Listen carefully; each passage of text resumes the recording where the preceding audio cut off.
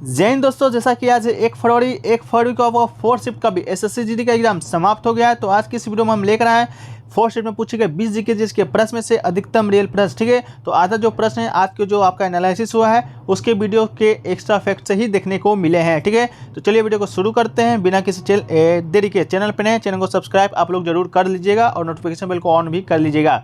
तो देखिए, ये आपका थर्ड शिफ्ट के पहला ही आपका जो प्रश्न था उसी में आपको बताए थे कि बिहू है जो कि एक साल में 3 बार मनाया जाता है। तो आज के फोर्थ शिफ्ट में भी पूछ दिया गया है कि बिहू असम में एक साल में कितनी बार मनाया जाता है। तो ये दोस्तों आपका 3 बार इसका राइट आंसर हो जाएगा। ये आपके थर्ड शिफ्ट का वीडियो खोलिएगा तो आपको फर्स्ट क्वेश्चन में ही इसका आंसर आपको मिल जाएगा।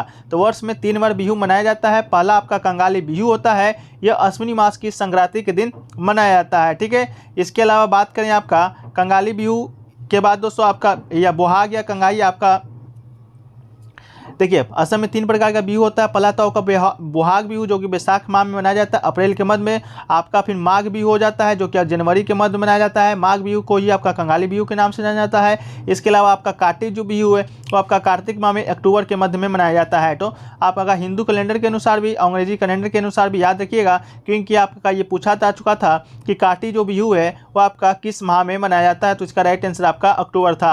आपके हो सके तो अगले शिफ्ट में आपका बोहाग बिहू पूछ दिया जाए या माघ बिहू पूछ दिया जाए। तो बिहू दोस्तों आपका असम का लोकप्रिय त्यौहार है, लोक नृत्य है जो कि आपका असम में 3 बार मनाया जाता है। ठीक है, अगला जो क्वेश्चन देखिए पूछा गया था कि भारत में गरीबी का जो आकलन है वह कौन करता है। तो आपको बता दें गरीबी का जो अनुमान है भारत नीति आयोग की टास्क फोर्स सांख्यिकी और कार्यक्रम कार्यान्वयन मंत्रालय के द्वारा किया जाता है। लेकिन दोस्तों आपको बताएं आपका कार्यालय पूछा था। ठीक है, तो इसके ये आपका राइट आंसर क्या हो जाएगा तो के तहत राष्ट्रीय नमूना सर्वेक्षण कार्यालय। ठीक है, तो राष्ट्रीय नमूना सर्वेक्षण कार्यालय आपके ऑप्शन में भी दिया गया था, स्टूडेंट के द्वारा बताया गया है। उसी के द्वारा कैप्चर किए गए डेटा के आधार पर गरीबी रेखा की गणना के माध्यम से किया जाता है। तो इसका राइट आंसर आपका राष्ट्रीय नमूना सर्वेक्षण कार्यालय आपका हो जाएगा। ये आपका नीति आयोग का ही टास्क फोर्स है। तो दोस्तों आपको बता दें कि जो आपके अब जो शिफ्टों में आपके प्रश्न आ रहे हैं वो तो ज़्यादातर आपके रिपीटेड आ रहे हैं या तो उससे जुड़े एक्स्ट्रा फैक्ट से आ रहे हैं। तो इसके लिए दोस्तों आप लोग के लिए एक पीडीएफ जो तैयार किया गया है उसमें अभी तक के पूछे गए 48 शिफ्टों का 900 प्रश्नोत्तर का विथ एक्स्ट्रा फैक्ट्स के साथ आपको ये पीडीएफ है जो कि तैयार किया गया है अब तक के 10 जनवरी से पूछे गए 31 जनवरी के सभी शिफ्टों का। जो इसका शुल्क है मात्र 20 रुपये रखा गया है। अगर आप इसे लेना चाहते हैं तो व्हाट्सएप नंबर पर संपर्क कीजिएगा। व्हाट्सएप नंबर आपको डिस्क्रिप्शन में या सामने आपको दिख रहा होगा। ठीक है, इसके अलावा बात करें क्यूज के लिए तो क्यूज भी आप दे सकते हैं मात्र 20 रुपये में, लेकिन दोनों अलग अलग आपका चार्ज है, लेकिन दोनों एक साथ आप लीजिएगा तो आपको 30 रुपये में ही दोनों का एक्सेस है जो कि आपको मिल जाएगा। ठीक है, तो आपका जब तक एग्जाम चलेगा जब तक आपको पीडीएफ है जो कि प्रोवाइड कराया जाएगा, चाहे आपका 14 तारीख तक ही एग्जाम क्यों ना चले। ठीक है, तो चलिए वीडियो में आगे बढ़ते हैं। आप व्हाट्सएप पर संपर्क कर लीजिएगा। एक क्वेश्चन देखिए पूछा गया था कि मौर्य काल में धम्म नीति का शुरुआत है जो कि किस शासक के द्वारा अपनाया गया था। ऑप्शन में आपका बिंदुसार चंद्रगुप्त मौर्य, इसके अलावा आपका अशोक भी दिया गया था। तो इसका राइट आंसर आपका अशोक हो जाएगा।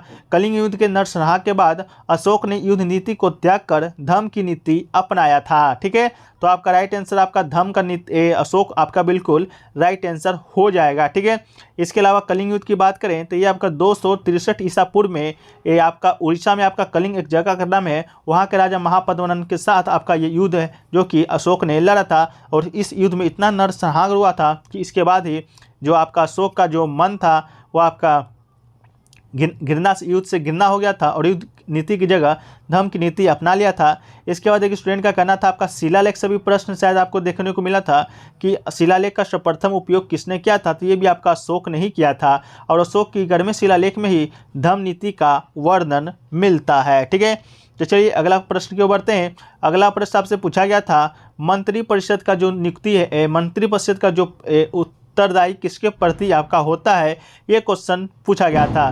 तो पहली बात तो आपको बता दें कि मंत्रिपरिषद की जो नियुक्ति है राष्ट्रपति के द्वारा प्रधानमंत्री की सलाह पर किया जाता है और प्रधानमंत्री राष्ट्रपति को किसी भी मंत्री को परिषद से हटाने की सलाह दे सकता है। मंत्रिपरिषद और प्रधानमंत्री सामूहिक रूप से आपका लोकसभा के प्रति उत्तरदायी होता है। तो आपका राइट आंसर आपका अशोक हो जाएगा, लोकसभा हो जाएगा। इसके अलावा प्रधानमंत्री भी पूछेगा किसके समय उत्तरदायी होता है, तो ये भी आपका लोकसभा हो जाएगा। लेकिन लोकसभा मंत्रिपरिषद का जो नियुक्ति है वो आपका राष्ट्रपति के द्वारा किया जाता है, लेकिन प्रधानमंत्री की सलाह पर। आपका अनुच्छेद आर्टिकल 75 आपका मंत्रिपरिषद के गठन से ही संबंधित है। इसके अलावा आपको बता दें कि संविधान के 75(2) के द्वारा अनुसार मंत्रिपरिषद व्यक्तिगत रूप से राष्ट्रपति के प्रति उत्तरदायी होता है। देखिए, व्यक्तिगत रूप अगर आपके क्वेश्चन में लगा रहेगा तो आपका राष्ट्रपति हो जाएगा, लेकिन व्यक्तिगत नहीं ओवरऑल पूछेगा तो आपका लोकसभा राइट आंसर था, तो लोकसभा ही राइट आंसर आपका हो जाएगा। एक क्वेश्चन देखिए पूछा गया था कि हाल ही में किसने कांग्रेस पार्टी छोड़ी है। ऑप्शन में आपका इंदिरा गांधी, कपिल सिब्बल, मल्लिकार्जुन खड़गे और शशि थरूर आपको दिया गया था, तो इसका राइट आंसर आपका कपिल सिब्बल हो जाएगा। अभी हाल ही में कपिल सिब्बल ने कांग्रेस पार्टी को छोड़कर सपा पार्टी को ज्वाइन किया है। कौन सा पार्टी को? सपा पार्टी को। इसके अलावा बात करें मल्लिकार्जुन खड़गे का, तो ये दोस्तों आपकी कांग्रेस के वर्तमान में अध्यक्ष बने हैं। आपका कांग्रेस अध्यक्ष का चुनाव हुआ था, जिसमें 2 पार्टिसिपेंट लिए थे। पहला तो आपका मल्लिकार्जुन खड़गे, दूसरा शशि थरूर, और विजेता आपके मल्लिकार्जुन खड़गे बने थे। तो आपका राइट आंसर इसका कपिल सिब्बल हो जाएगा। ठीक है। एक क्वेश्चन देखिए पूछा गया था, रणजी ट्रॉफी की शुरुआत है जो कि किस वर्ष हुआ था। ठीक है, तो रणजी ट्रॉफी की बात करेंगे दोस्तों, तो रणजीत सिंह एक व्यक्ति के नाम थे के देहांत के बाद 1934 में भारतीय क्रिकेट कंट्रोल बोर्ड BCCI ने रणजी ट्रॉफी का श्रृंखला का खेल शुरू किया था। तो इसका राइट आंसर आपका 1934 हो जाएगा। पटियाला के महाराजा भूपिंदर सिंह ने रणजी ट्रॉफी का उद्घाटन किया था। और बात करें रणजी ट्रॉफी का, तो एक दोस्तों आपका भारत में सभी राज्यों से खेला जाने वाला आपका ये एक टूर्नामेंट है, जो कि सबसे ज़्यादा बार आपका जो विजेता बना है आपका मुंबई बना है। कुल 41 बार आपका रणजी ट्रॉफी का जो विजेता है आपका मुंबई बना है। ठीक है। एक क्वेश्चन देखिए पूछा गया था, 50वां चीफ जस्टिस ऑफ इंडिया कौन बने हैं। तो 50वें नंबर के जो CJI यानी चीफ जस्टिस ऑफ इंडिया के रूप में आपके DVI चंद्रचूड़ ने शपथ ली है। तो आपका राइट आंसर DVI चंद्रचूड़ हो जाएंगे। उन्होंने जस्टिस उदय उमेश ललित का स्थान लिया है। तो ये भी क्वेश्चन दोस्तों डायरेक्ट आपके PDF से आपका छपा है, जो कि PDF हमने तैयार किया है। एक क्वेश्चन पूछा गया था 49वें नंबर के मुख्य न्यायाधीश के बारे में, तो उसी में दोस्तों एक फैक्ट के तौर पर हमने 48वां और 50वां दोनों नंबर के मुख्य न्यायाधीश को शामिल कर दिया था। तो इसका राइट आंसर आपका DVI चंद्रचूड़ हो जाएंगे। इसके अलावा 48वें नंबर के जो मुख्य न्यायाधीश है आपका NV रमना है। ठीक है।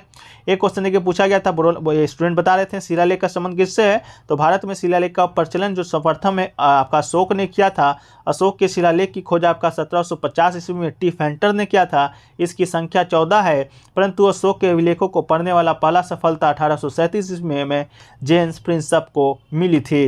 एक क्वेश्चन पूछा गया था, द्रोणाचार्य जो पुरस्कार है वह किसको मिलता है। ठीक है, या किसको दिया जाता है। तो आपका ऑप्शन दिया गया था, भारत के कोच को, खिलाड़ी के कोच को, खिलाड़ी के कैप्टन को, या इस प्रकार करके ऑप्शन दिया गया था। तो द्रोणाचार्य जो पुरस्कार है आधिकारिक तौर पर खेल और खेलों में उत्कृष्ट कोचों के लिए द्रोणाचार्य पुरस्कार के रूप में जाना जाता है। तो इसका राइट आंसर आपका कोच हो जाएगा। इसके बाद बात करें पहले प्राप्तकर्ता के, तो पुरस्कार के पहले प्राप्तकर्ता आपके भालचंद्र भास्कर भागवत जो कि कुश्ती के कोच थे, ओम प्रकाश भारद्वाज जो कि बॉक्सिंग के कोच थे, और OM नाम्बियार जो कि आपके एथलेटिक्स के कोच थे, जिन्हें 1985 में ईस्वी में सम्मानित किया गया था। ठीक है। इसके अलावा दोस्तों अगला क्वेश्चन आपसे पूछा गया था, न्यायपालिका से संबंधित कि न्यायपालिका कौन सी अनुसूची में आता है। तो न्यायपालिका की बात करें तो भारतीय संविधान की 12वीं जो अनुसूची है न्यायपालिकाओं की शक्ति, अधिकारों और जिम्मेदारियों के बारे में बताता है। तो इसका राइट आंसर आपका 12वां हो जाएगा।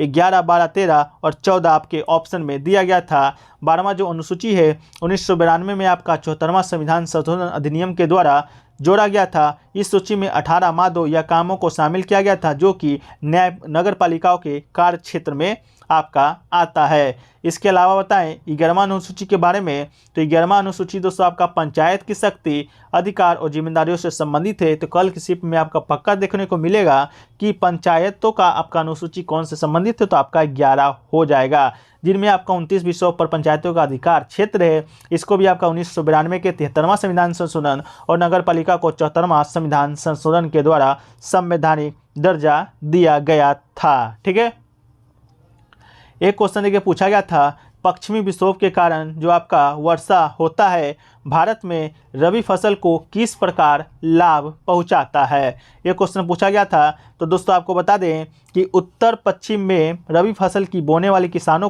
को शीतोष्ण कटिबंधीय चक्रवातों अर्थात पश्चिमी विक्षोभ से वर्षा प्राप्त होता है, जो कि काफ़ी लाभदायक होता है। ऐसे चक्रवात भूमध्य सागर में उत्पन्न होते हैं और भारत की ओर से इसका आगमन पश्चिमी जेट प्रवाह के द्वारा होता है। तो इसका राइट आंसर दोस्तों आपका शीतोष्ण दिया गया था, जो कि बिल्कुल राइट आंसर आपका हो जाएगा।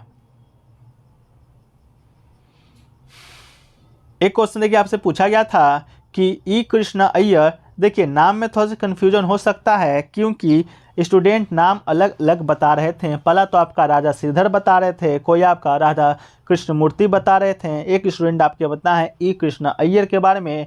तो ई कृष्णा अय्यर को आपका कोई पुरस्कार मिला था, जो कि दोस्तों आपका किस क्षेत्र में मिला था, तो ये आपको बता दें यह एक भारतीय वकील, स्वतंत्रता सेनानी और शास्त्रीय कलाकार एवं कार्यकर्ता रह चुके हैं। इनको दक्षिण भारत में भरतनाट्यम को लोकप्रिय बनाने का श्रेय दिया जाता है, क्योंकि भरतनाट्यम एक ऐसी कला थी जो भारत में मरने की स्थिति में आ गया था। ठीक है, तो आपका भरतनाट्यम आपका एक शास्त्रीय नृत्य है, जो आपका ई कृष्णा अय्यर आपका राइट आंसर हो जाएगा अगर आपको दिया गया होगा। तो इसके अलावा अगर नहीं दिया होगा तो आप लोग हैं ही क्वेश्चन को सही लैंग्वेज से सुधार कर सही कर दीजिएगा। ठीक है, इसके अलावा 2013 के कोई ओलंपिक से आपका एक क्वेश्चन जो देखने को मिला था कि 2013 के कोई ओलंपिक में दिया गया था और किसी का नाम दिया गया था, पूछा गया था ये कौन सा पदक जीती थी। तो जो लोग भी एग्जाम देकर आ रहे हैं, आप लोग से निवेदन है कि आप लोग अपना प्रश्न को जो भी याद है कमेंट सेक्शन में जरूर बताइएगा। एक देखिए बोल रहे थे बीसीसीआई का कोई अध्यक्ष से संबंधित कोई प्रश्न आया था कि रोजर बिन्नी को किसने रिप्लेस किया है, तो अगर आया होगा तो इसका राइट आंसर आपका सौरव गांगुली हो जाएगा। नहीं आया होगा